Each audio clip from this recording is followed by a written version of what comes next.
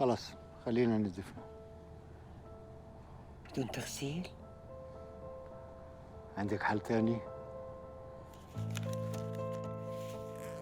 ابني زلمه وبغسلوش الا زلمه. انت بدك تفهم انه ما في زلمه ممكن يغسله. خلص خلصنا وبلاش فضايح.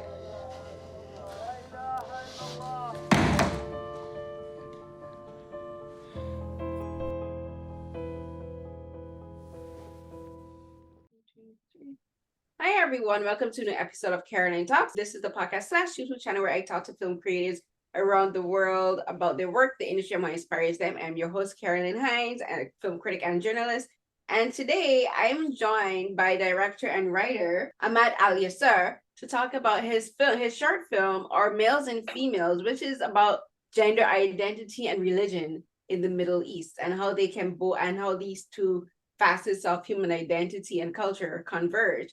And it's an interesting film because it's set in a one location, and the location is basically the room where you go to do the ritual washing of a deceased person. And I took my notes. I wanted to make sure I got it right. And the ritual is called ghusl, and this is where you do the ritual washing and cleansing of the body before to prepare it for burial. And this story is, at first, you're not sure what's happening. You know, you're wondering, why is the father upset and why is the mother upset? And then you realize it's because their son has transitioned and is transgender.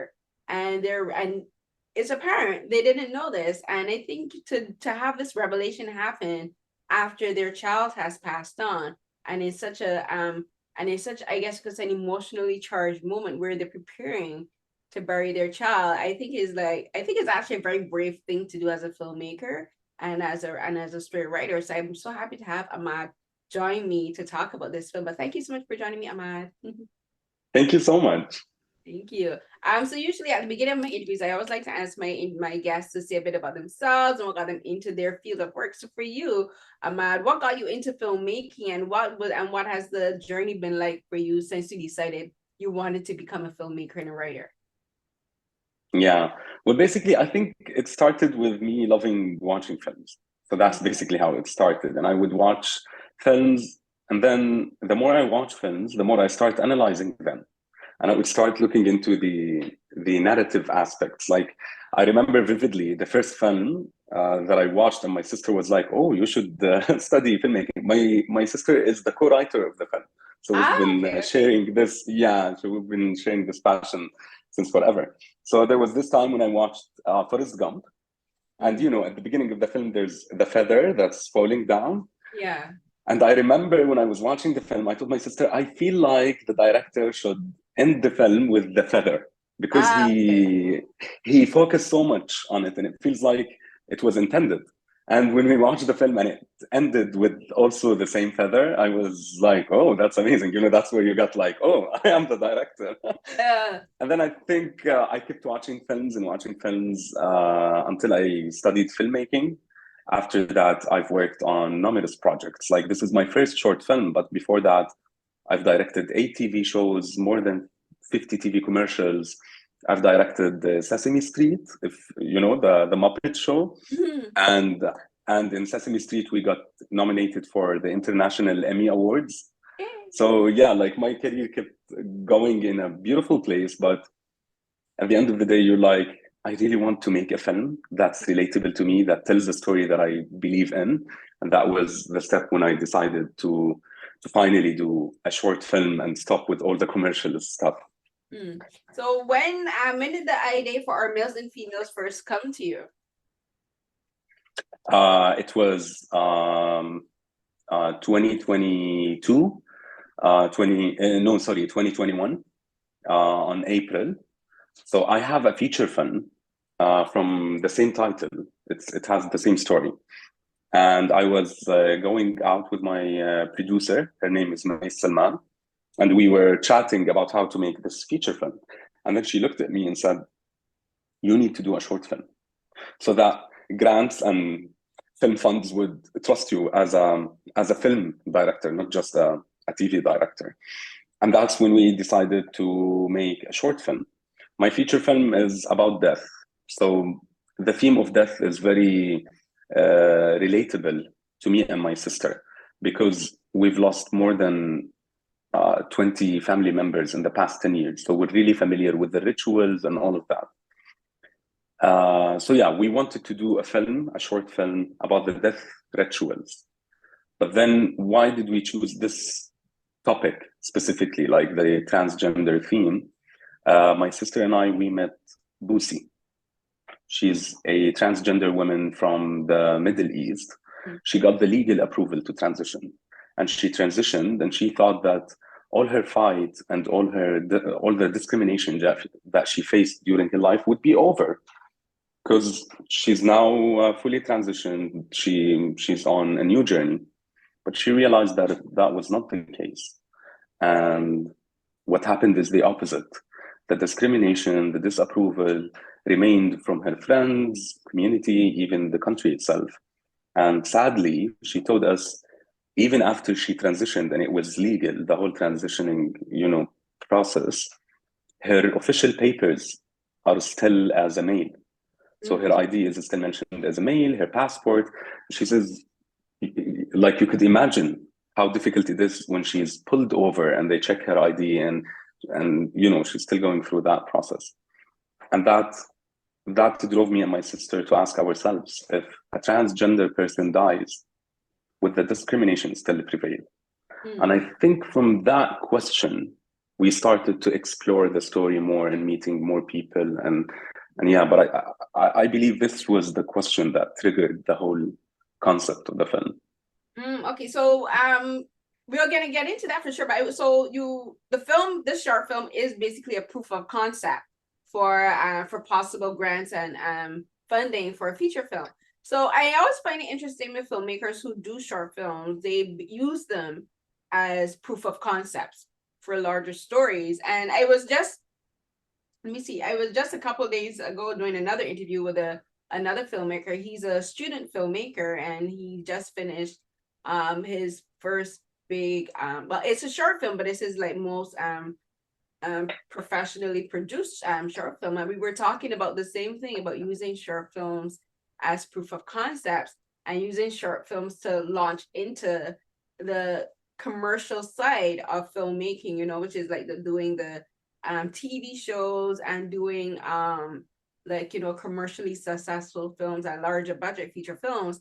And we were talking about why is it that when it comes to film, in the film industry in particular, short films are kind of looked down on, because like the ultimate goal of success is making a commercially successful film that was showing like large budget theaters and that kind of stuff. And like, even though film festivals have short film platforms, people mostly pay attention to the feature films, because those are the ones seen as more legitimate. Sure. And so it's interesting that for me, that you kind of went backward. You, instead of beginning with short films and like leveling up, you started at doing the big productions, working with Sesame Street, for goodness sake. It's like iconic, and getting Emmys and all of that. And then you said, I'm actually going to go the opposite way and go back, starting small. So I think it's interesting that you did that, because most filmmakers, they start with shorts, and that's how they launch into like the more commercial side of filmmaking. True. I think part of that is because my career started as a TV director. So I'm really familiar with the complications of pulling a TV show is really difficult. You need it's like hundreds of days of shooting days. The crew is huge, and there are the deliverables, the TV station, everything. So my career started on that. And I've always felt like, if I want to make a movie, I want to make a feature film. And that was my, like, as you said, like the dream of every filmmaker. But because I've been in the TV for so long, and when I talked to my producer, she said, like, your experience is amazing, but in the film world, it still doesn't count. So you really need to prove yourself as a film director. And when my sister and I wrote the feature film, I was like, okay, if we want to proceed with the feature film and apply to grants and all of that, how long would it take? And would this short film save us time? And she was like, yes, it would definitely save us time. And that's why I said, let's do it. Like, it doesn't matter how the path starts, if you go backward or if you go, forward. This is film. At the end of the day, you just want to tell the story. So regardless of the path, my path was like that.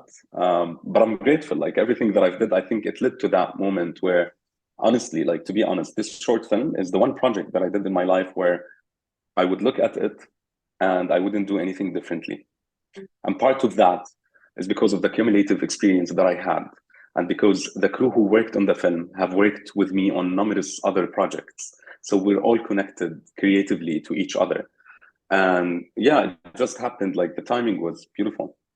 Yeah, and I think then that's where for me sometimes I think for filmmaking in general, is like a lot of things really do have to come together perfectly and converge at the right time to make a project work, because sometimes you can feel when a project when you watch a film, you can feel like there's something missing, and like a lot, sometimes I think it's because like the filmmaker, like the teams weren't completely in sync with each other. Maybe it wasn't the correct time to do a project. And like it's also interesting to me where, for me anyway, I can watch a project, whether it's a short or feature, and I'll be like, something just isn't working. And then you realize like the stuff that's happening behind the scenes does affect the story. And while it may be technically perfect, like there's just something that when you're watching, you're just like something just doesn't feel off. And like I think film as a medium is very interesting, that what happens behind the camera really does show on screen. It's all about the harmony that happened before. Honestly, like everything that happens before, like behind the camera, it really shows on the final product. Like the audiences don't know what happens before, but they can tell that this project was done with passion, or this project was done purely for money, or this, you can always sense that while you're just watching. And I'm a person, honestly, who believes in perfect timings. Like everything really happens in the right time. And this applies not just to films, like everything, whether relationships, sometimes when you lose someone, everything happens in the right time for you as an individual, and then it would affect the whole community, like surrounding you. So yeah, it's nice. Yeah, it is. And so for this story, like you like even the way how you talked about men meeting Booty. Meeting what? Booty, is her name? Boosie. Yeah.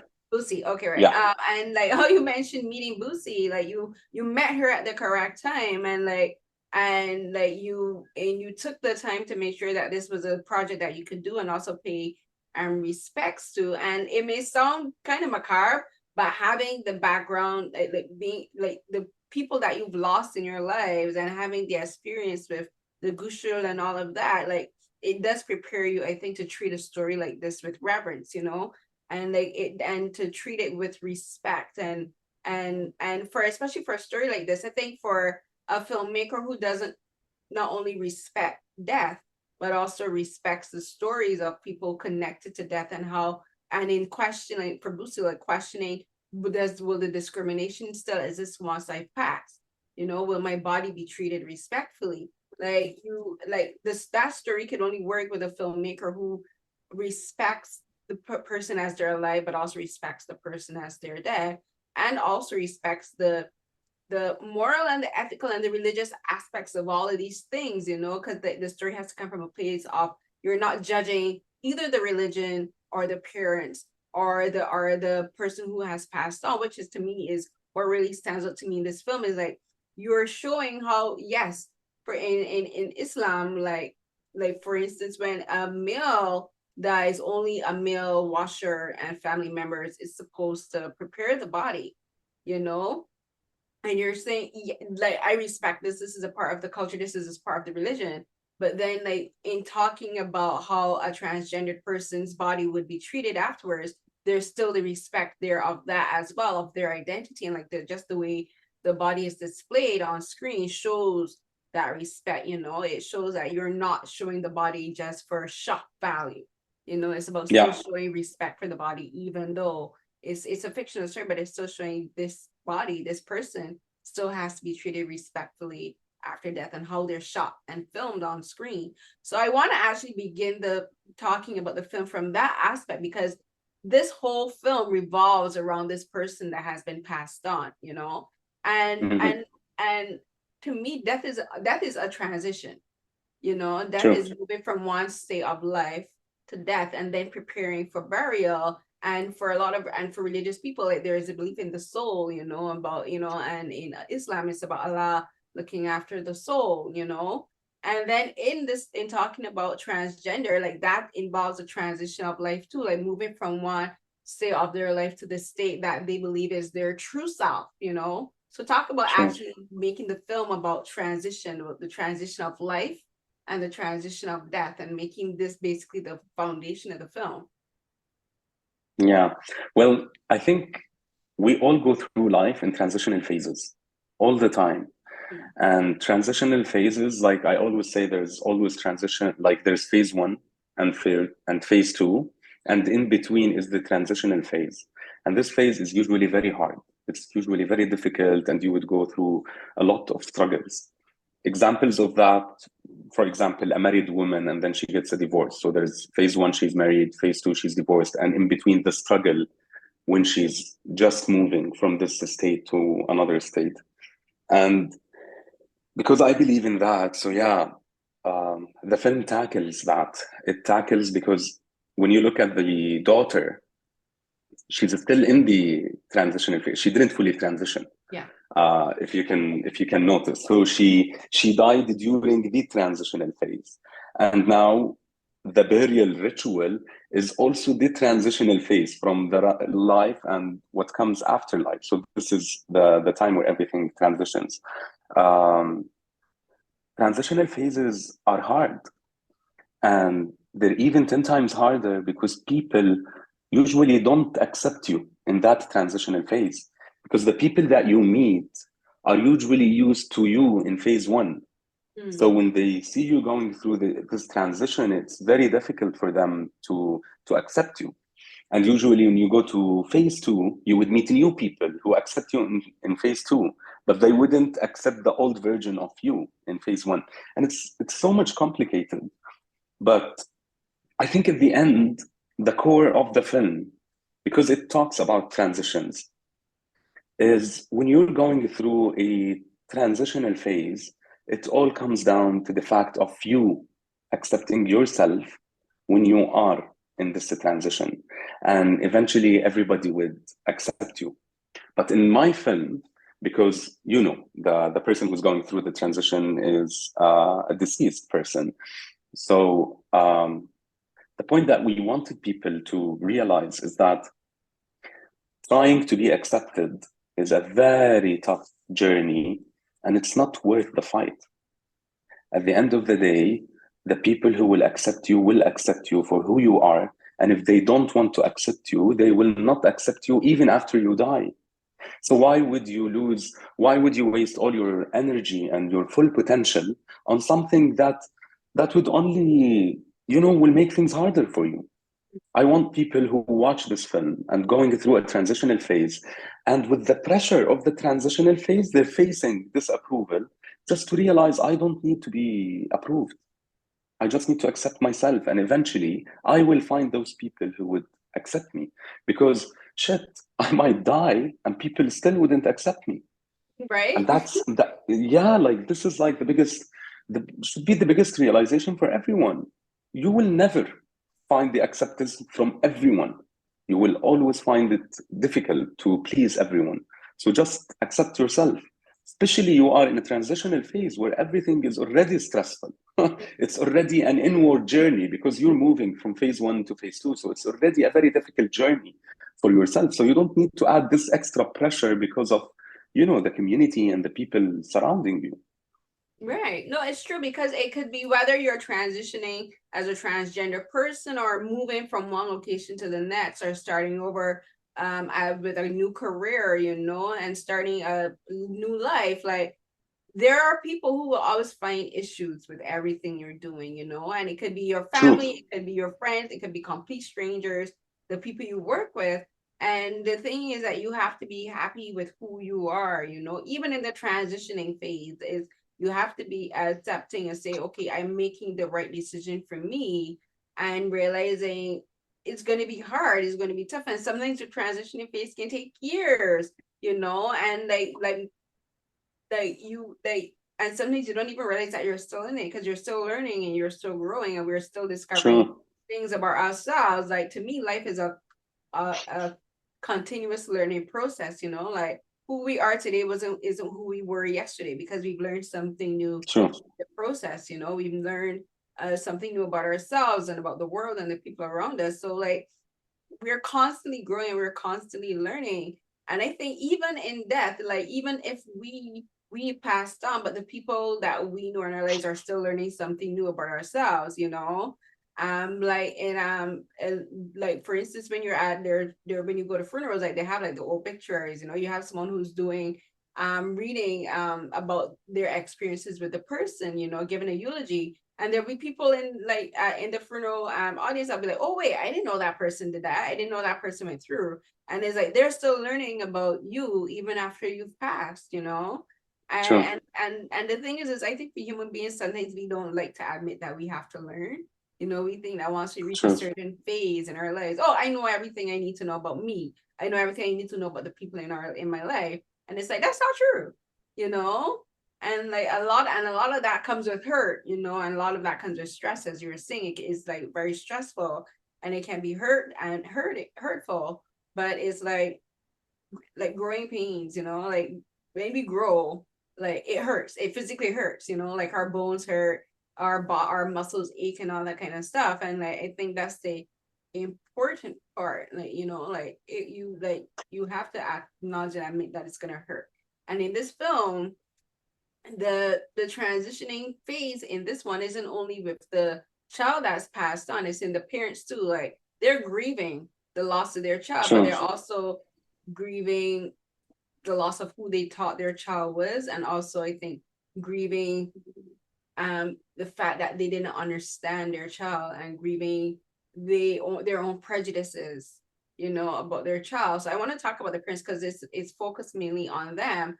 And I think it's, you have the mom that's outside praying, you know, and because their child is to them legally still male, the dad is inside doing the washing, and they're separated. And like, you know, like going through the talking about transitions and phases, like he's in one inside and he's in one phase, and while the mother is outside and she's in another phase, she's praying, and she's like praying for her son at the beginning. And then at the end, I think it's lovely that she's praying for her daughter, you know, like she changes the language. But talk to me about the parents and casting them, because let me make sure I put their names. The dad is played by Kamal El Basha, and the mother is played by Shafiqa Al Tal. So talk about casting them and writing these two particular characters. So basically, first I'm going to talk about how I casted the characters. Shafiqa Al Tal, who played the mother, I've worked with her previously on a TV show. So we've worked together for more than, I think, 30 to 40 days. So we're really familiar with each other. And there was a beautiful harmony between each other. Like on set, when I tell her how I'm seeing the character and all of that. I'm talking about the TV show. But then when my sister and I were writing the film, to be honest, we couldn't see anyone but her. She was the only one in our mind as the character.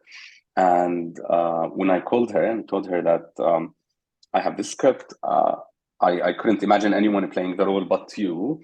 She was really thrilled. And when she read the script, she was really excited. And she said, I'm definitely on board. Regarding Kamal El Basha, who played the father, at the beginning, to be honest, I had in mind different actors, because back then I didn't see a film for Kamal El Basha, so I didn't see any previous works for him. He's a Palestinian actor, so I'm more familiar with the Jordanian actors. So I approached the actors that I had in mind. They were Jordanian, and when they read the script, they were really thrilled. But they rejected the offer because they said it's too controversial for their age. and they said they don't think that this is a battle that they want to enter. In terms, it might get backlash. People from our industry might, boycott them. Like you can't know what to expect. So they rejected the offer, but they were really happy with the script. And then I was really desperate. But then my friend said, "How about you watch the Insult movie for a director called Ziad Doueri?" The Insult movie is a Lebanese film starring Kamal El Basha, and it was nominated for Best Foreign Language Film at the Oscars. And when I watched it, I was blown away by the performance of Kamal El Basha. It was lovely. And then I was like, this is the man. Like, I'm glad that I didn't cast anyone else. I talked to him because, we're a small industry and we know everyone. So I was able to get his direct contact. I talked to him, I sent him the script, and he loved it. He said, definitely, I'm in. And this was how I casted both of the cast. Mm. Yeah, like and for Shafiqa, she has such presence on screen. Like she gives this very wise aura, almost like she could be like an oracle, like just And her face, it tells a lot. Like just looking at her in a still image, and you would get emotions. Yeah, it's true. Like the scene, because the film starts up with her praying, and that's just even the way she prays, it just sounds so what's the word? The word that's coming to my mind is prestigious. I don't know. That's the word that keeps playing to my mind. Like with the way she prays, it just sounds so regal, and it sounds melodic, and like just her presence on screen. Like when you watch her, like you have to watch her. You can't really look away from her. And I think for African man, he's the same. He's tall. He looks like he's a very tall person. So he also has a very strong bearing and the way he carries his body. And so like I think casting for them, they really work because like they give like two different they give like two different energies on screen. Yeah. And I think that really works for these characters in particular because you have a mother who's praying for her child, and for her, she doesn't fully understand. You can like for them, they're not really fully understanding of transgender, identity, and like the fact that they didn't even know, like I can't imagine discovering something like this right at your child's death, right at your preparing for their burial, so they didn't to me their responses came more from that, like they had no preparation. So and to me it didn't come across necessarily as judgmental as necessarily that they necessarily didn't approve. It's just like, how do I handle this situation right here, right now, at the worst moment of my life? And then they're also dealing with the possibility of judgment because like they're supposed to have a professional washer, and they're like, this could cause a whole big issue, in like their community. So you talked about casting them, like the reasons for casting them, like, but how did you prepare them for filming? Because as I said, the film takes place in one location, and like so much happens in this one location. Like, their characters themselves go through a transition of understanding and their relationship to their child and their dynamic and everything. So how did you prepare actually for filming, and what was the process like filming with them? Honestly, I really wanted I wanted them to understand that those two characters are going through different stages of grief. Although it's a really short film, but at the beginning they're in denial, and then they're grieving, and then they're fighting. Like they're fighting to impose how they're perceiving their daughter. But then at the end, everyone decides what they want to do with their daughter. So the mother accepts while the father doesn't. And it is a complicated arc, especially because it's taking place in 11 minutes. And I wanted it to be very smooth. I didn't want the arc that you would feel the transition of their feelings. I just wanted the audience to to live it rather than just seeing how it goes from one state to another. I tried as much as possible not to complicate the actors with their with the feelings that the characters have. So I tried to tell them in simple words what they're going through. And I remember Kamel told me, "How do you want the character to feel? Like, how do you want the father to feel like?" And I said, "I want him to be ashamed." But ashamed of what? I told him I want him to be ashamed of himself for not accepting his daughter, and I want him to be ashamed of his daughter. So it's this struggle between his shame and the shame that he felt from his daughter. And it's imposed, by the societal pressures. That's why there's a male washer and a female washer. That's what I taught Kamel. That was the base of all the acting. That was the base line. Shafiqa Al Tal, she asked me, what is the mother? Like, what is her journey?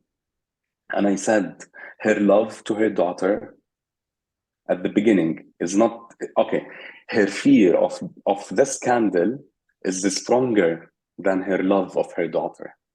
And that's why throughout the film, she's really pressured and stressed that anyone would see their daughter. She cares about people more than the father. Like the father, you would see it's coming inward. He doesn't accept the daughter. But the mother, she doesn't mind. It's just she's afraid of the scandal. And then at the end of the film, she would accept that, no, my love is stronger than any scandal that would ever take place. So I tried as much as possible to not make their journey complicated, because I know on paper their journey is complicated. So I tried just to reflect their journey in very simple words, so that we wouldn't complicate them and they would look very flow when you watch the film. You wouldn't feel anything is imposed or forced. Right. So yeah, but to be honest, like both of them, they're really great actors. Like I am extremely lucky to have both of them, because both of them have a great experience in acting. Like Shafiqa, for example, is a very well-known actor in Jordan, and she starred in more than 50 to 60 projects in her life. It's a huge, and they're or like big hits TV shows. Kamal El Basha, he was the first actor to win, from the Arab region to win the acting award from Venice Film Festival, from the Insult film. So they're really like, their experience added to the film, and that was the beauty. And I think that's why many audiences were blown away by the performances. And this is a huge part, is fully for them, for understanding the script and seeing my vision effortlessly, especially Carolyn, because we didn't have that much time to prepare. Like Kamel came from Palestine one day before the shoot.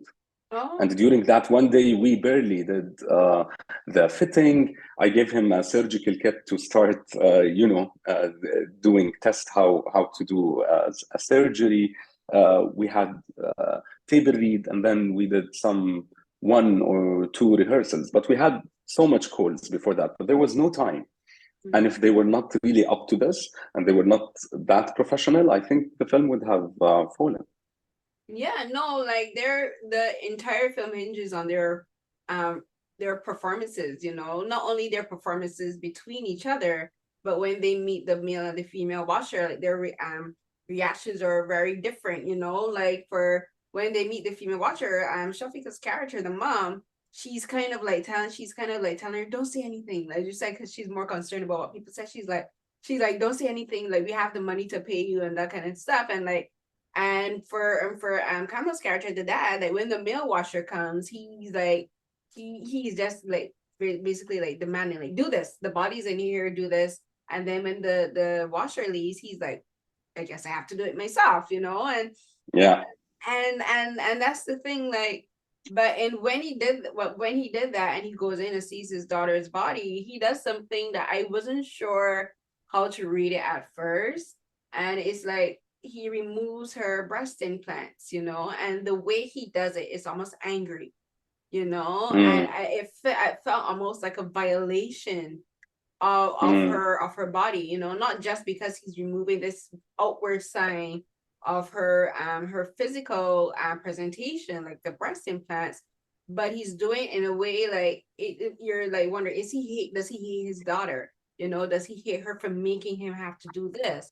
And then it's like, is he angry at himself for thinking he has to do this? You know, there's all of these thoughts that were occurring in my head as and the scene is a very short scene, you know, like it's not very long, but all these thoughts come into my head, like, is he disgusted? You know, but who is he disgusted with? His daughter's body? You know, is he disgusted with himself? Is he like disgusted with himself for violating her body? Because I know in Islam, this is desecration of the body, and like that's an unthinkable thing to do. So like he's also thinking about, like, I'm a Muslim person and I'm desecrating a body, you know, I'm desecrating my child's body, and like you're thinking, but he has all these thoughts. So talk to me about that particular scene, because I think that scene says so much about him as a character, because he's way more complicated than the mom, because the mom, once she comes to mom, she accepts it, you know, like she's like, you know what, I prayed for my son at the beginning and now I'm praying for my daughter, and she accepts it.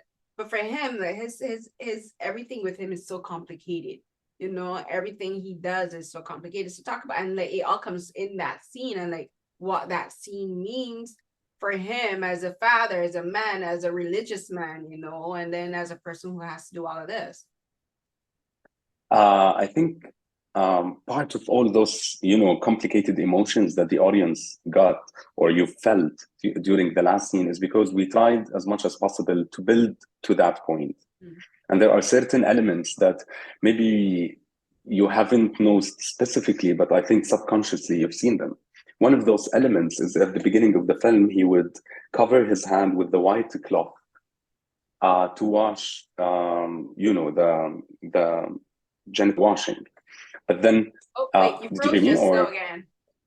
Okay. You were saying, Okay. so the last thing I said, you were mentioning, like, when, yes, because he has to wrap the cloth around his hand, the muslin cloth, to like do the washing and everything. And which has been in my research, I was reading, normally you wear gloves, but I'm guessing they didn't have gloves, so they used the next best thing, which is to use the muslin cloth. Actually, they put a cloth. It's a white cloth, and this cloth is only used to wash the lower part, the genital area. And then they would take it off, and then they would start, you know, just washing the body with the normally. soap and everything. With the soap and everything, yeah. So this cloth, white cloth, is specifically for that area. And so yeah, he covered his hand with it. He couldn't wash the body because he didn't accept that. But at the last scene, you would see him bleeding because he's stressed. And probably with the scissor and the scalp, he cut his hand, and he would cover his injury with the same cloth. So this is like a reflection of like, if you want to symbolize why this cloth is, you know, the transitioning phase of his daughter, then it's covering his wound. So he is wounded at some point. And I think because throughout the film, everything is static, and at the last scene, the camera would be moving. During the film, there are no music, and at the last scene, there's just a beautiful combination between the music and the prayer. So it built that emotional roller coaster in the audience, because all the elements that we made the audience see throughout the 10 minutes are all changed completely, like 180%. The father's feeling during that phase are all of those feelings. He's wounded, he's angry, he's pressured, he's stressed, he's ashamed of himself. And I think that's why at the very last scene, when he exits the room, you see sad eyes in him. It's not like he's happy with what he's done, especially that he couldn't look at the mother directly in her eyes. He went all the way and sat at whatever the seat that's in the outside of the location, and he couldn't look at the mother, and he just looked down. This is not the way someone winning would do. It's not a victorious look. It doesn't show any victory. It shows he lost, and probably he lost everything. He lost his daughter. He lost himself in the process. He lost. So I think it is complicated, and I don't think I want it to be labeled with just one feeling. It's just Right. all of those roller coasters of emotions and feelings. But there's one element also that's very interesting. Throughout the film, they close the door. They close Yeah. the door. Whenever they enter the washing room, they would close the door. But at the end, after he did that, he just opened the two doors and never closed them.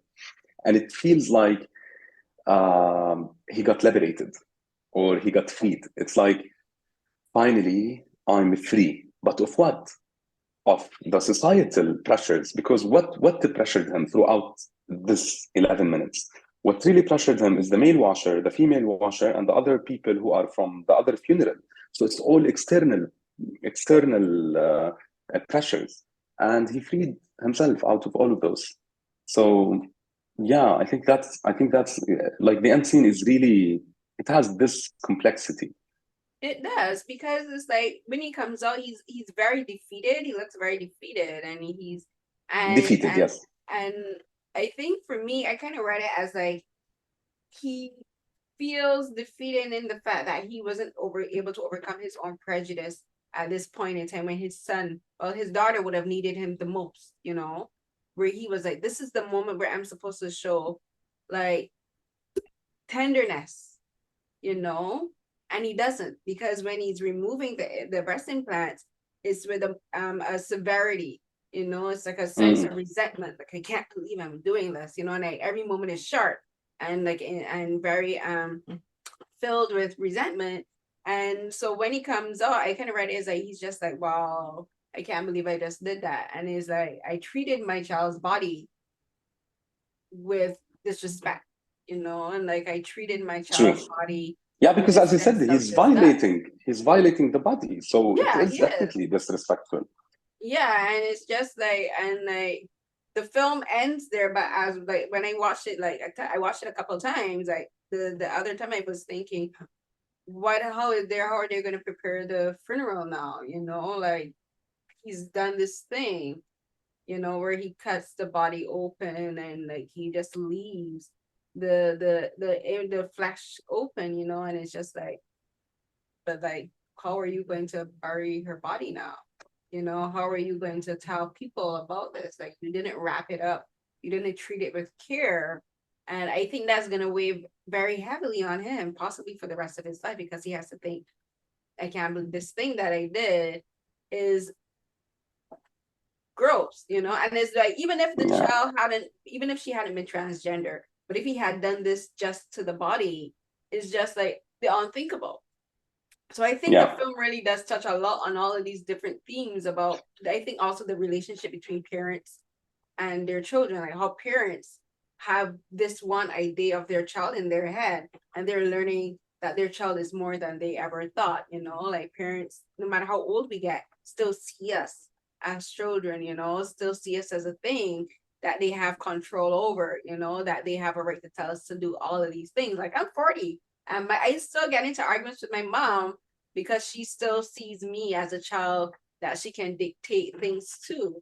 And like it's like I'm like, you raised me to be independent. You raised me to be an independent thinker and to be you know, and to do all these things. And when I'm expressing this independentness, you know, when I'm showing that I'm a grown adult and like, this is what you raised me to be, she's like, I'm like, but this is why you raised me to be an independent person. But you know, they still wanna control. And I think it's like the same thing in the film. Like Part of that, you know why? Because they don't like, it all falls back to the first argument. We're in phase one where you were dependent, and then you're in phase two where you're independent, and they still can't accept the new you. And I think that's like most parents what they do, because they only accept the phase that they were involved in. It's the, you know, the young self when we were young and kids, and all of our life was based on their visions, and it's really difficult for them to accept us when we become different than the virgin that they've raised. yeah, it is. And it's such an interesting thing because they would have had the same issues with their own parents, you know. And that's life, you know. Life is like, as we were saying at the beginning, like life is about growing, it's about transitioning. And Sure. even our parents don't understand that they themselves have to grow and transition as parents. Like, you know, say come from one state of controlling and letting go, and like actually they'll be like, oh, my child is grown up, my child is an adult, I am so proud of them. But then it's like when you're actually being a grown adult, you're like, wow, you know, you're not being an adult in the way that I want you to be, you know. And it's this, and it's this, this film, like for their daughter, like she was an adult, but not in the way they wanted her to be, you know. And like there's all of these things that come with the parent-child relationship that is so complicated and complex, and is just basically, I think it's just like, as you were saying, it's about accepting people, you know, but accepting people where they're at, you know. Like I always say, like, you should learn to accept me where I'm at in my life right now, you know. But it's like for a lot of people, accepting people where they're at doesn't really work, because where the person is at isn't what they want to accept, you know, isn't what they think is acceptable. And it's hard. Like, It is. but I do want to ask you about the performer who plays the daughter, you know, like how did that work? Like they're just lying down on this on this table for the entire film. And I'm always curious about actors who play like the bodies of like of cadavers in like hospital scenes and like morgue scenes. I'm always just like, how do you get yourself into this mental space? Like talk to me about that. Okay, well, it's crazy. At the beginning, our original plan was to get a male actor, and we would put prosthetic makeup to create the breast for him. Yeah. And then we would take off the makeup at the last scene, and it would be easier. So that was our original plan, and we bought makeup from the UK, and we waited for the makeup to come to Jordan. But sadly, the makeup was stuck at the you know, during, I don't know, I think it was stuck at the UK, and we couldn't get it on time. Like customs, yes, exactly, yeah, the customs. And we couldn't get it on time. And I had literally 2 days to look for a plan B. And it was very difficult. And then I talked to a VFX supervisor because we didn't have any VFX scenes. I talked to a VFX guy, who's my friend, and I told him, could we achieve that in VFX? He said yes. And then he said, you can get a female actress who would play that role, and we would, you know, take off the breast in VFX. And it was very rushed. I met Tatiana, who plays the role of the daughter, and she's a model. And she was, we told her the script. At the beginning, I think she wasn't comfortable. There was no nudity in the film, like whatsoever. So that was one thing that we respected. She didn't want any nudity, even if it doesn't show. So there was no nudity in the film. But at the beginning, she was a bit hesitant because the role is a bit controversial, although she's just, you know, although she's playing a dead body. But yeah, because, you know, she's playing a role of a woman who was previously a man. So I don't know what were her concern. Maybe it would affect her career as a model, or maybe personal concerns. We talked to her about the script. We told her about the whole script, and we told her that although the role sound easy because you're just lying on bed, but it's not. There was 6 hours of testing makeup on the day of shoot. She had a pre-call of 5 hours before all the crew because of the makeup. So it wasn't really that easy. And we wanted someone who want to invest in this project. And I think after we explained the script to her, because she couldn't speak English well, but we tried to explain it perfectly, she was excited and she said, I'm on board. The weather was very cold, like really cold, but somehow she was okay. There was like fireplaces, I don't know what they call them, the fire. I know you mean the heat lamps and stuff. Yeah, the heaters. There was on set, but it was still cold. But she was fine, and I think she enjoyed the process. This is the first time for her to star in a film. She's a model, so yeah, I think it was a different experience for her. Yeah, no, staying still on set is not easy at all. especially in specific locations. I think she, like, I'm like, you know what, you did a fantastic job playing a dead body. Like, it's not easy. It's not Yeah, easy. yeah, yeah.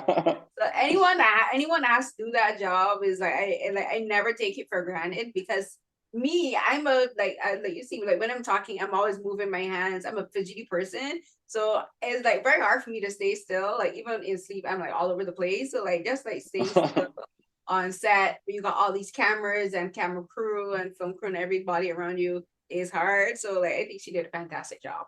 So I want to ask you now about the reception of the film, because in it could be very controversial, like because it is talking about transgender identity, and then that in conjunction with religion, and then Yeah, tying that together with death and all of these, and themes of like parental, even parent, I think identity of the parents too, like they're questioning their own true. identity as parents and how they relate to their child. So you have all of these very complicated themes and complex themes. So what has the reception for the film been like? Because I think it's a very, what you would call a quote unquote topical film.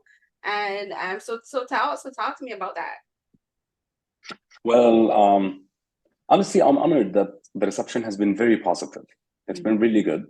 The film has been officially selected to 125 film festivals so far. It won 102 awards. Yeah. But out of those 125 film festivals, none of them is from the Arab region. So yeah, I think it was censored and banned in some countries. Like the festivals in those countries accepted the film, but the censorship rejected it. So it was difficult and tough to sell the film in the Arab region because of, the topic is really sensitive. But other than that, like outside the Arab region, it's been doing fantastic. And the amount of praise we've got from audiences, jury members, even festival programmers. I swear to God, like there were festivals who didn't accept us, but the programmers would send us an email, like privately to us. I just want to tell you how much we really loved your film. And they would explain why it wasn't selected. And they would tell me, like in the email, we've never done that. We don't tell individuals why we didn't pick their film, but yours was really good. So this really made us very happy. Maybe now with with the campaigning process, and it might be available online, it would be seen more by Arab people, and maybe we would see how the reception would be. Maybe we will get backlash. I don't know. I really hope not. We did a private screening, and it had people from different backgrounds, like conservative people, religious people, open-minded people from the film industry, like completely different kind of people. And it was praised by all of them, even religious people and conservative people, because the film is not like, you don't feel like the film purpose is just to raise controversially. It's just raising a humanitarian story that you would watch and really think about. Like if something like that happened, what would we do? And even a very one of the audience we remembered was a very religious person. When he watched the film, he told me, this is very interesting. And it does really raises very important question that we need to tackle. So I was really happy. So hopefully we wouldn't get backlash, but probably we will. But I think, to me, that you're speaking, like the film, yes, while the film is set in Jordan and while the religion that is portrayed is Islam, I think it applies to any conservative religion, whether it could be Catholicism, Protestantism. Like I'm from the Caribbean, and the church that I was a part of for most of my life, I've kind of like pulled away because of these kind of issues. Was the Seventh-day Adventist Church, and even in these kind of churches, like transgender identity are still seen as controversial, and so I think the film can apply to basically any conservative True. belief, and it's about challenging people from any religious and conservative background to say how, like, it's at the end of the day, is who this person's transgender identity really what matters? You know, Yeah. like, would you really hold on to this prejudice even in death? You know, Yeah. and it's like, like you should say, like, loving the person as they are should matter more than what your prejudice is. Because like, if as you were saying at the beginning, if the person dies tomorrow, you're not gonna have that chance to reconcile. You know, you're not gonna have that chance to apologize. You're not gonna have that chance to show them that you can accept them as they are, that you can love them as they are. They'll die with the idea that this person that I love doesn't care about me, you know, and like, that's the saddest thing to me. And it's about showing like people, at the end of the day, prejudice hurts. You know, prejudice doesn't help anyone. Prejudice damages relationships, and it leaves you with guilt. Even if you think you won't have guilt, it will be there, it will manifest in some way, you know, and like, and how you see yourself and how the people around you see you. You know, like for the mom and the dad, like the mom, like, well, she's accepted her daughter, she's gonna know, even in death, my husband didn't accept his daughter. You know, so there's that. So like, the film touches on all these things, and it's about basically prejudice shouldn't matter more than life or death. You know, it shouldn't.